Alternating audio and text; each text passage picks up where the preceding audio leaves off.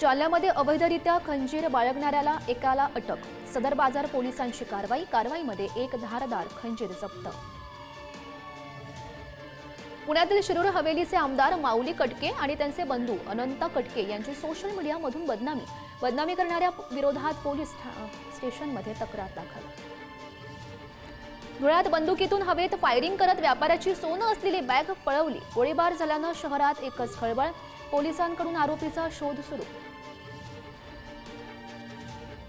जालन्यात 5.5 लाखांची देशी आणि विदेशी दारू पोलिसांकडून नष्ट। विविध कारवायांमध्ये जप्त केलेली अवैध देशी आणि विदेशी दारू पोलिसांनी केली नष्ट।